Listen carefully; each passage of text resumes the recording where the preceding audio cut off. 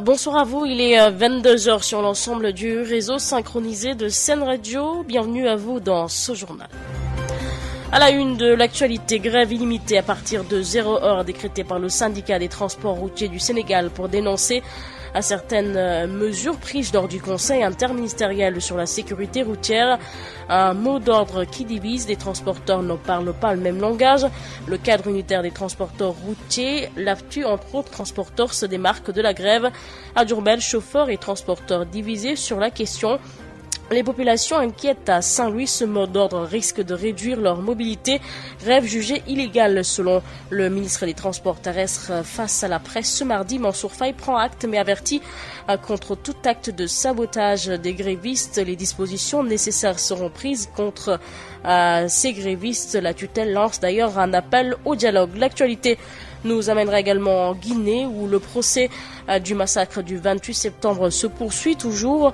Pour une 9e comparution, l'ancien président de la transition de 2009 a été acculé de questions par les avocats des victimes et ceux de Toumba Diakité. Ils ont tous accusé l'ancien putschiste de s'être rendu au stade le 28 septembre 2009 pour planifier ce massacre qui a coûté la vie à 50 Nigériens. Grève illimitée à partir de 0h, c'est le mot d'ordre décrété par les transporteurs qui dénoncent ces 22 mesures prises par l'État du Sénégal pour lutter contre les accidents de la circulation. Mesures prises au lendemain du choc meurtrier de 6 kilos qui a fait 42 morts. 22 autres personnes ont été également ou ont perdu la vie dans un accident survenu à Saka, Lalouga. Le mot d'ordre grève des transporteurs de ce mercredi est illégal. La tutelle n'a reçu aucun préavis. C'est la déclaration faite par le ministre des Infrastructures, des Transports terrestres et du Désenclavement. Mansour Faye dit prendre acte mais fait savoir que l'État prendra toutes les dispositions contre tout acte de sabotage à l'endroit des transporteurs qui refusent d'aller en grève comme le cadre unitaire des transporteurs routiers du Sénégal. Le ministre des Transports qui a fait face à la presse dit toutefois ouvert au dialogue. Le compte-rendu de Adama John. Grève des transporteurs de ce mercredi, le ministre des Infrastructures, des Transports et du Désenclavement parle de décisions illégales et met en garde Mansour Faye. Il y a une petite partie effectivement qui s'est un peu démarquée et qui a lancé effectivement son mot d'ordre de grève qui n'est pas légal parce que c'est sans préavis. Cependant, je le dis de la façon la plus officielle et clairement, l'intérêt général, l'intégrité physique et la vie des citoyens seront assurés. Et toutes les mesures nécessaires à cet effet seront prises. La sécurité, en l'occurrence la sécurité routière, est notre premier critère d'analyse, le facteur premier de décision. Mansour Faye ajoute que la majorité des transporteurs réunis autour du cadre unitaire des transporteurs du Sénégal vont boycotter ce mot d'ordre. Toutefois, il se dit ouvert au dialogue. Les membres du cadre unitaire des syndicats de transport routier du Sénégal, le CUS, ont décidé de ne pas suivre le mot d'ordre de grève décrété par les autres acteurs. Je voudrais les féliciter pour leur ouverture au dialogue et pour avoir mis au devant non seulement leur intérêt corporatiste, mais l'intérêt général, la République et surtout la vie, la santé et la sécurité des citoyens. Je réaffirme que le gouvernement reste ouvert au dialogue avec tous les acteurs. En réalité, nous n'avons pas d'adversaire. Les transporteurs, quels que soient les syndicats ou les associations auxquelles ils appartiennent, sont et demeurent nos partenaires. L'État va exécuter les 23 décisions prises lors du Conseil interministériel. La route n'a que trop tué, dixit le ministre des Transports, qui fait savoir à ceux qui réclament sa démission qu'ils vont encore prendre leur mal. En patience. Adam John, une grève illimitée donc à partir de 0h, c'est le mot d'ordre qui a donc été décrété par les transporteurs qui dénoncent les 22 mesures prises par l'État du Sénégal pour lutter contre les accidents de la circulation. Une grève où Kolda ne veut pas être en reste. Les chauffeurs de la gare routière de Kolda ont décidé d'observer le mot d'ordre aux grandes dames des clients, mais aussi à des vendeurs établis à la gare routière. Adama ou Amadou Diata nous appelle du Fouladou. Les transporteurs de la gare routière de Kolda sont engagés à observer le mot d'ordre décrété par une partie des syndicats nationaux du secteur du transport. Une grève qui entre à rigueur à partir de 0h, conformément à la décision prise par les responsables de la gare routière. Ce pour démontrer leur désaccord face aux mesures prises par le gouvernement suite à l'accident survenu à 6 km dans la région de Kaffrine. Bouli Djedju est le président des transporteurs de la gare routière de Kolda. La section de Kolda vient de décider. Unanimement, tout le monde a dit c'est de respecter respecter le mot d'ordre de grève de ces chauffeurs, je prône la concertation. Et je vais continuer à demander l'avis des chauffeurs. Ils m'ont donné leur avis. Je vais me plier par rapport à cette décision. La décision, c'est d'observer le mot d'ordre de grève. Par rapport à la réussite, c'est d'inciter, c'est d'appeler tous les usagers, d'informer ces citoyens pour leur dire à partir d'eux qu'il n'y a pas de circulation. Tous les chauffeurs vont en grève. En ce qui nous concerne, on va prendre toutes les dispositions idoines pour dire que tout chauffeur qui va faillir à cette notification-là va faire l'objet d'une sanction. Maintenant, la sanction, c'est nous qui allons la décider. Même son de cloche pour Lamine Kandé, le président des chauffeurs de taxi jaune-noir et de clando, qui assure le transport urbain, qui pense que cette grève mérite d'être déclenchée car l'État, au lieu de les aider, ne cherche qu'à les étouffer. Une chose qu'ils ne vont pas accepter et qu'ils ne sont pas prêts de se laisser faire. En tout cas, à Kolda, nombreux sont les clients qui présentement sont dans l'angoisse, sachant bel et bien que d'ici quelques jours, leur voyage risque d'être perturbé. Ce n'est pas seulement les clients qui vont en pâtir durant cette grève, mais aussi les occupants de la gare routière, à savoir ceux qui vendent des sachets d'eau, les détenteurs de gargotes qui pratiquement gagnent leur vie au niveau de la gare routière de Kolda. Sur FM Kolda, Amadou Diatta. Amadou Diatta, grève des transporteurs à partir de ce mardi à 0h, grève à 2 vitesses. À Diourbel, chauffeurs et transporteurs sont divisés. Si certains sont favorables au respect strict du mot d'ordre de grève illimitée, d'autres sont foncièrement contre, nous dit Adam Ndiaye.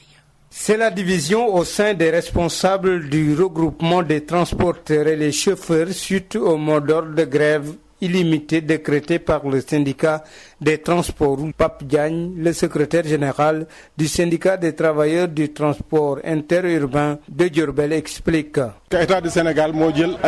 On part en grève, c'est parce que l'État du Sénégal a pris 22 mesures pour les appliquer aux chauffeurs à cause des accidents de la circulation. Un accident est inévitable. On doit se demander quelles sont les causes des accidents en impliquant les acteurs concernés. L'État doit savoir que 90% des véhicules qui circulent au niveau des gares routières appartiennent aux chauffeurs. On ne cherche pas à commettre des accidents de la circulation. Il y a au total 4 chauffeurs et 6 apprentis qui ont perdu la vie. Par contre, il y a d'autres chauffeurs qui sont contre la grève. C'est le cas de Serigne Sall, le président du regroupement des chauffeurs et transporteurs de Diourbel. Permis de âge bi nga xamné ki am poids lourd 23 ans la nekkon ñu bëggon ko bu 25 ans. Il y a d'abord la mesure sur l'âge du permis de conduire qui devrait passer de 23 à 25 ans, le permis de transport de 25 à 30 ans. L'État est revenu sur cette mesure en ce qui concerne l'âge des véhicules. Également, il est passé de 10 ans à 20 ans pour les cars et de 15 à 25 ans pour les camions. Sur 22 points, 5 points ont été satisfaits par l'État. Donc, je ne peux plus aller en grève. Pour Moustapha Touré, un enseignant coranique trouvé à la gare routière de Diourbel, est foncièrement contre cette grève.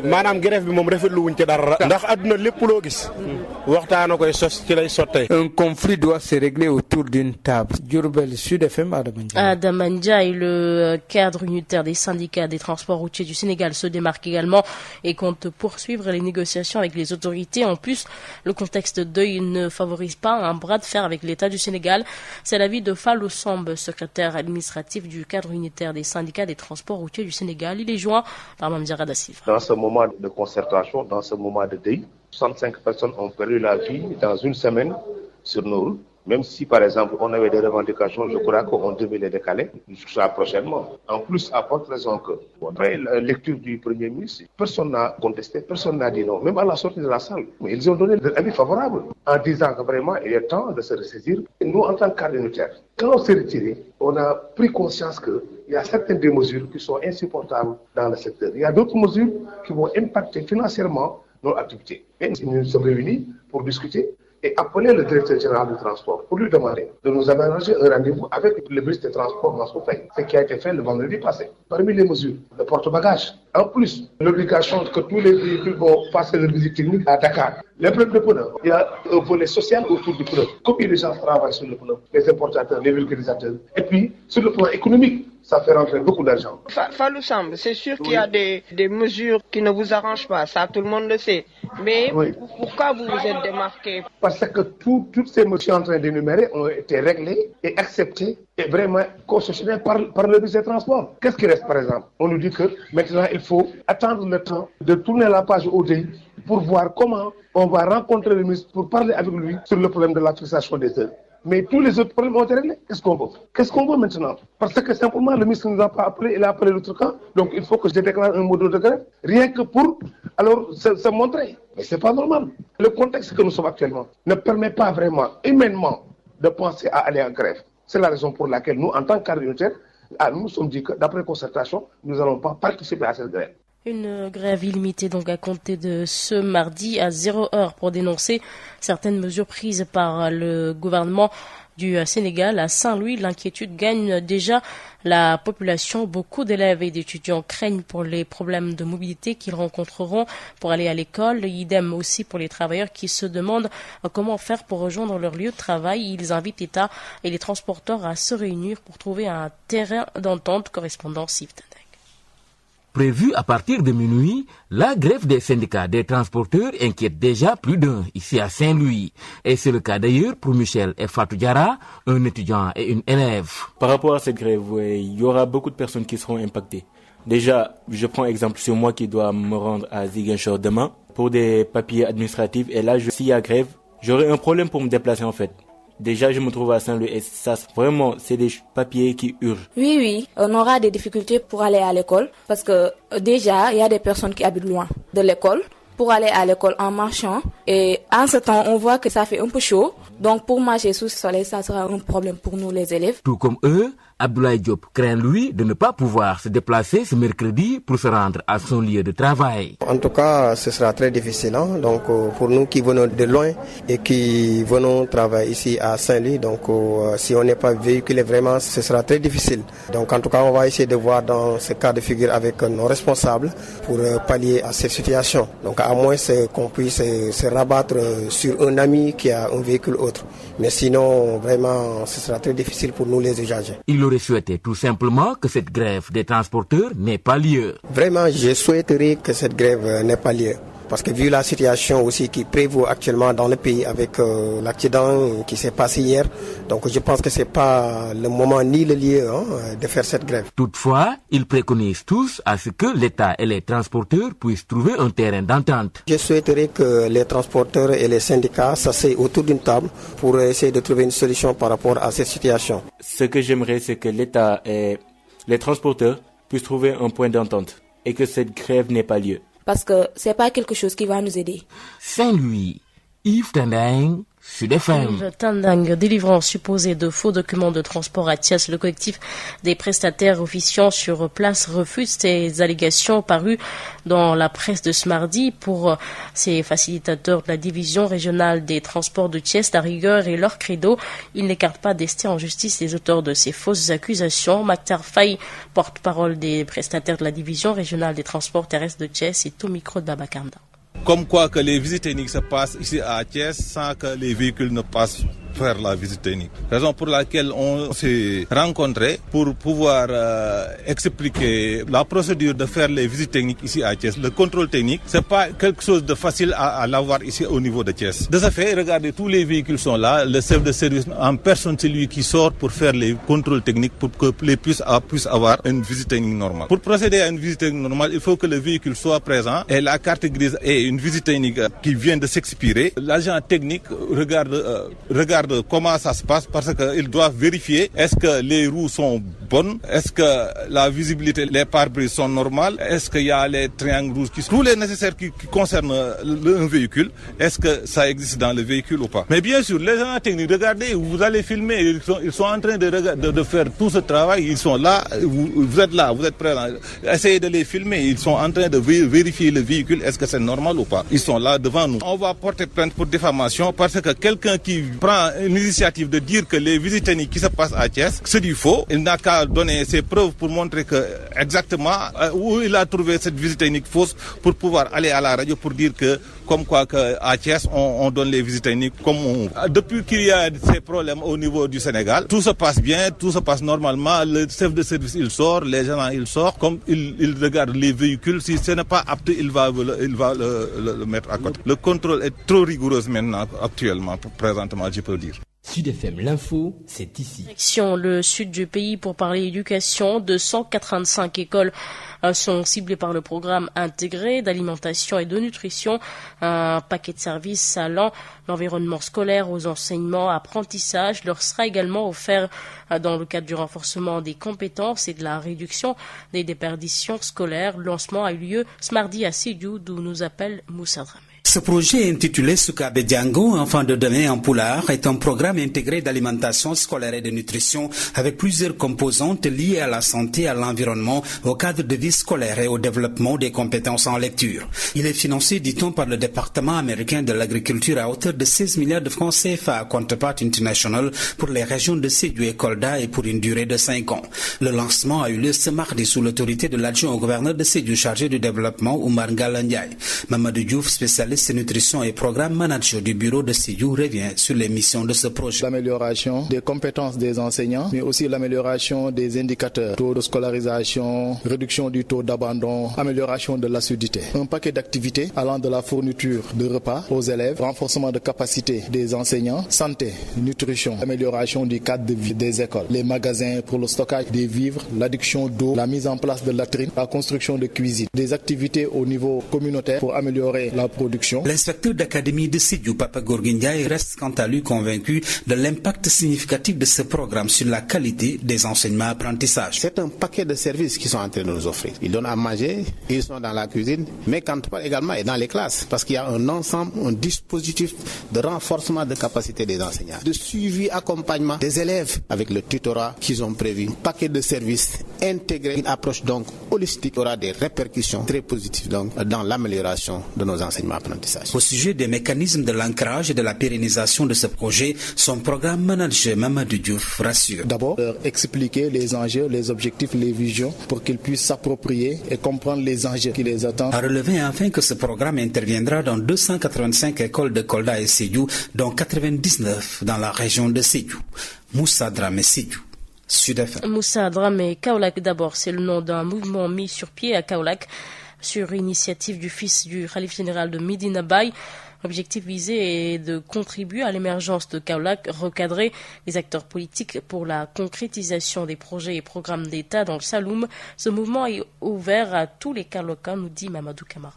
Le mouvement Kaolack d'abord a été porté sur les fonds baptismaux. L'objectif principal visé à travers la mise en place de ce mouvement est de participer à l'émergence du Sénégal en général et celle de Kaolack en particulier. Hamid Niass, le fils de l'actuel Khalife général de Medina Baye, est le président du dit mouvement. Mamadou Diop est membre du mouvement Kaolack d'abord. Je me nomme Mamadou Diop, Kaolack d'abord. C'est un mouvement de l'ensemble des jeunes de la région de Kaolack pour mettre en place les activités pour que la région de Kaolack puisse avancer. On a jugé nécessaire que l'ensemble des politiciens qui sont là, peut-être qui représentent le président Macky Sall ou bien les autres autorités, n'ont pas fait le travail acharnant que la jeunesse kaolackoise a eu, manque d'emploi des jeunes. Mais aussi, on a jugé nécessaire l'ambition que le président Macky Sall a eu à travers la région de Kaolack. Il n'y a pas une autorité qui représente le président Macky Sall de mettre en place l'ensemble des activités que le président Macky Sall a eu à travers la région de Kaolack. La jeunesse kaolackoise a été réunie ici, derrière Hamidou Niass, pour que le président Macky Sall, on a tendu la main le président Macky Sall, continue le travail qu'il a eu à travers la région de Kaolack, mais aussi les projets qu'il voulait mettre en place sur la région de Kaolack. Oui, on a jugé nécessaire qu'on doit être derrière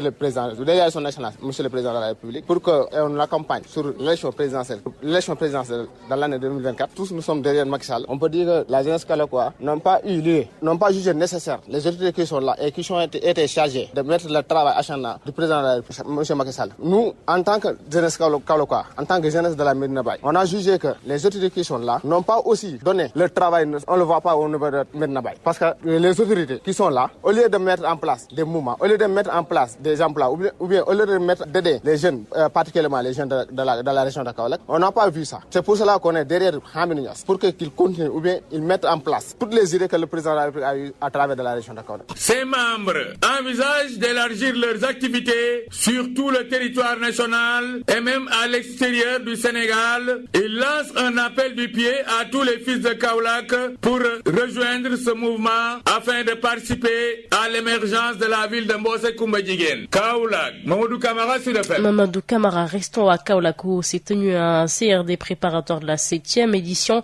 la foire internationale de Kaolack à la gouvernance de Kaolack. Les organisateurs ont annoncé pour l'occasion un grand forum des investissements pour relancer l'économie de la région à vocation agricole. Près de 1500 exposants y sont attendus et la Guinée-Bissau et le pays hôte. Lancement prévu le samedi 27 et le gala des Guertais d'or seront aussi des temps forts de cette expédition ou de cette édition placée sous le thème souveraineté alimentaire et contexte économique global, l'urgence d'une résilience des terroirs. Ndiaga Ndiaye, secrétaire général Chambre des métiers de Kaolack, qui est au micro de Birama Ndiaye. Je pense qu'au titre des innovations, on peut noter plusieurs points. D'abord, il y a l'extension du site d'exposition. On a pu rajouter près de 1000 mètres. Ceci pour répondre à la demande croissante de toutes les parties prenantes. Il y a les exposants, mais il y a aussi les institutionnels et les ministères. Donc à ce niveau-là, nous rassurons tout le monde qu'il y aura de la place pour tout demandeur. Il y a aussi l'internationalisation qui est un fait, mais qui va être accrue, notamment par la présence des pays asiatiques, l'Arabie Saoudite entre autres. Et aussi, l'UEMOA a toujours été là.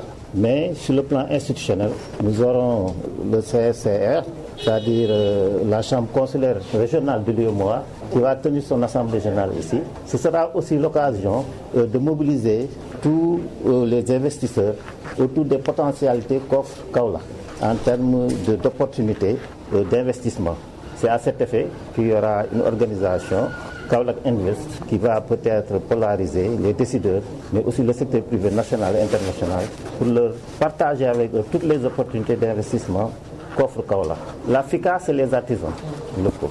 Donc, c'est une appropriation de la FICA par les artisans locaux qui ont toujours été présents dans tous les services, en tout cas toutes les offres qui existent au niveau de la foire. Quand on visite l'exposition, c'est des produits artisanaux, surtout faits par des artisans locaux qui y sont présentés. Mais toutes les autres organisations, notamment le Djongante Togo Saloum, c'est l'art culinaire qui met en exergue vraiment la gastronomie locale.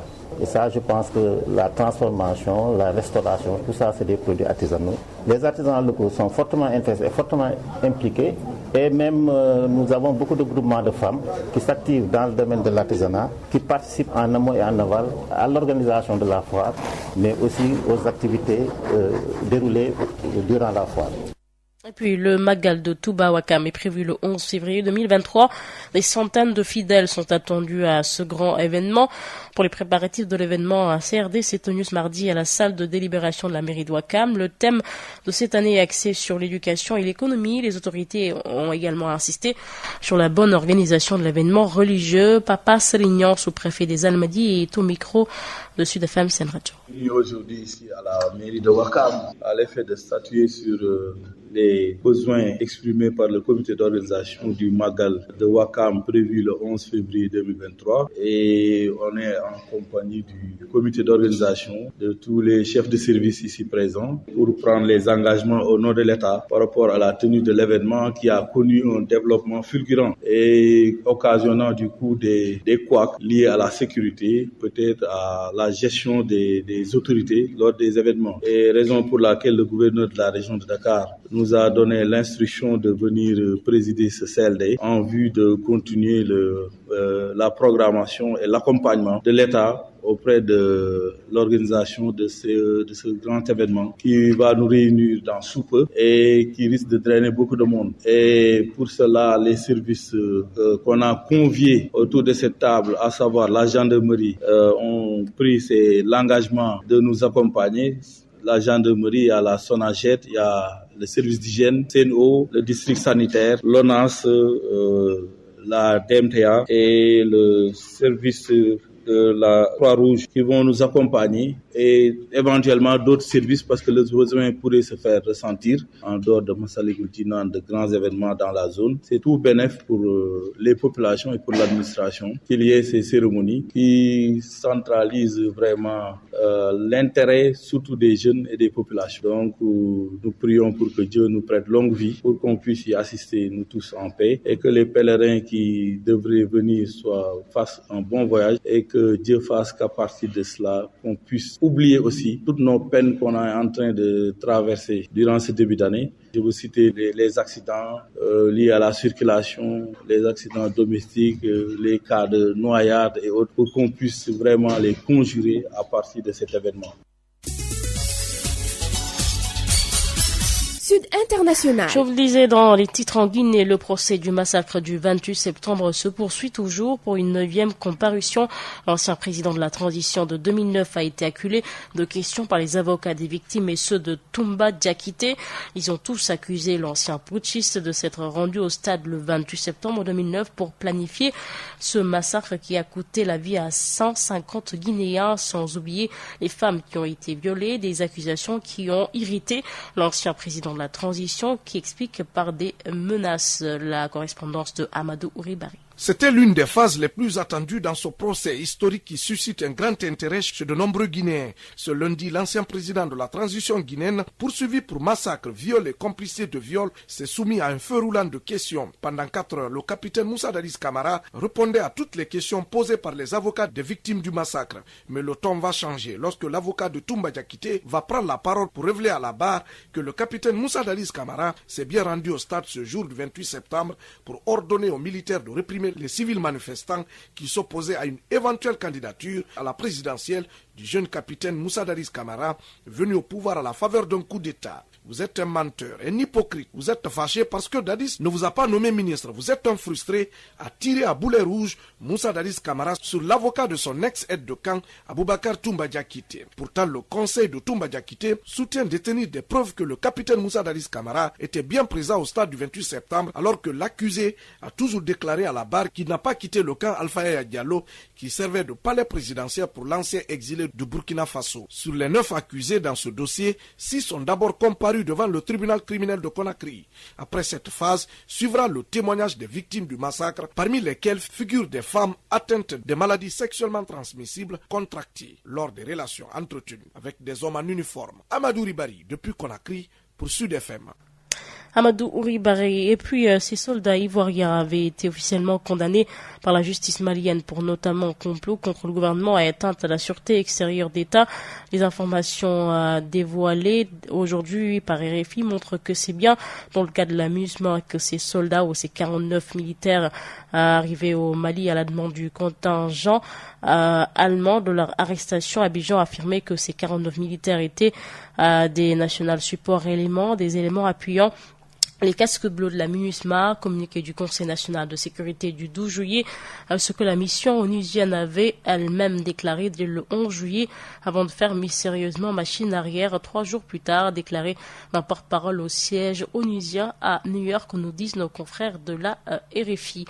À 22h26, c'est la fin de ce journal, mais avant de nous quitter, le rappel des titres.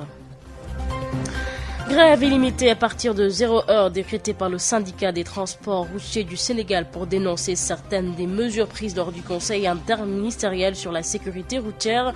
Un mot d'ordre qui divise, les transporteurs ne parlent pas le même langage.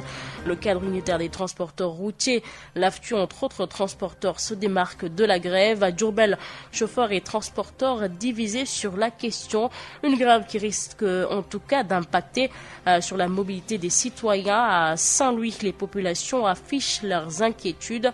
Une grève des transporteurs jugée illégale selon le ministre des Transports terrestres et du désenclavement. Face à la presse mardi, Mansour Faye prend acte mais avertit contre tout acte de sabotage des grévistes. Les dispositions nécessaires seront prises dans ce sens. La tutelle lance un appel au dialogue. L'actualité nous a également amené en Guinée où le procès du massacre du 28 septembre se poursuit toujours. Pour une 9e comparution, l'ancien président de la transition de 2009 a été acculé de questions par les avocats des victimes et ceux de Toumba Diakité. Ils ont tous accusé l'ancien putschiste de s'être rendu au stade le 28 septembre 2009 pour planifier ce massacre qui a coûté la vie à 150 Guinéens. Fin de ce journal, merci de l'avoir suivi. Merci également à Sanchoun pour l'appui technique.